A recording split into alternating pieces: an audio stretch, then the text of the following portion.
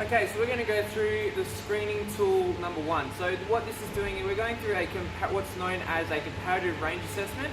Okay, this is dictating what's happening at the hips, and through here we're going to determine what's happening or key problem areas in terms of movement, so like squats, deadlifts, lunges, those kinds of issues, and we can help identify what mobility drills that we need to actually do and what areas that we need to stretch.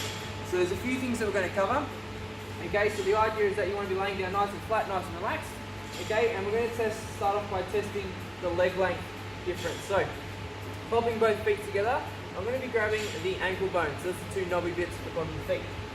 Okay, from there, we're going to test and see what the leg length difference is. So, is there any discrepancies in the feet height at this point? From there, I'm going to get her Tracy to sit up. So sit up and reach your toes. Cool. And there was a bit of a shift in her leg length when she got to her toes and back down. So you can see it's important to test at both positions when seated and also laying, because there is a bit of a difference in what happens at motion with your hips. So from there, okay, what we're going to do now is we're going to test the motion, the range or flexion in the toes. Okay, so it should be about 20 degrees. So if we put her feet up nice and straight, okay, I'm going to bend back on her toes. It should be about 20 degrees worth of movement there. Okay, if you keep pushing, you're going to get a false reading, because you're going to find that you end up stretching out those muscles in the areas, okay, rather than getting a true reading there. Alright, so we're going to test the calf. So this is the big meaty bit on the bottom of your leg. Okay, so starting off with our foot vertical.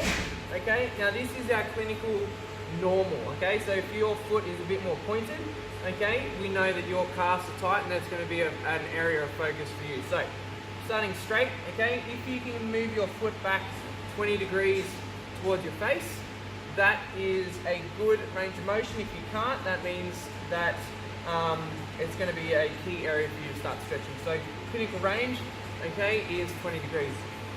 We want to test that on both sides. So, left side, right side, okay. Then we move into the next part. So this is the slates underneath that muscle. So we just need a bit of a bent leg, about the height of the foam roller will do. And again, starting vertical, pushing back, and there's a bit more range of motion in there. So we know now that it's a gastroc problem, not a soleus problem. Alright, so do that on both sides. Then we're going to move to the hip adductors. Okay, so from here, lifting one leg up, we're going to come across the body, and what I'm looking for is rolling of the hips, so whether they're rolling from side to side. And there's no rolling happening there on either side, which is a good sign. From here, moving up to hamstring. Okay, we want to make sure that our upper leg, our thigh is at 90 degrees, and from there I'm just going to lift up and make sure our leg's nice and relaxed, and this is as far as I can get. So there's about a 30-degree discrepancy. Okay, ideally we want to try and get that vertical to the top, but we know that that's not going to happen. So we know there's something going on in the back of the legs or at the hips. Let's find out. So doing both sides, okay, and we know that that is, again, that's about 15 to 20 degrees discrepancy on the right side. So make sure that we identify it's more on the left than the right. From there, we're going to move up a little bit further, so make sure that you also have permission, or you give permission to your partner to do this. And we're going to check the hip flexors. So find the hip bones, give a little bit of a press with the heel of your hands, and for instance, Tracy's feels quite tight. I can actually feel lots of strings and tight bound muscles in there. Okay, so also that's a key area. So hamstrings are tight, hip flexors are tight. So we know that straight away that our pelvis tilts forward. From there, we're going to move straight across a little bit from the hip flexors to the side, and this is our TFL muscle. So it's roughly about where the pocket entry to your pockets are. Okay. This may feel a bit sensitive, okay? But here, face is a bit jumpy, so obviously the sensitivity is there, but they also feel like rocks, okay? So we know that again, it's tightness in the front, pulling the pelvis forward. Okay, so I'm going to get Tracy to roll over onto her front. Head on your hands, okay? And what I'm doing now is I'm going to smooth out her shirt. I'm going to bring her feet together. Well, smoothing out her shirt, and what I'm looking for is any movement in the hips and range of motion lifting up her foot and trying to get to her bottom.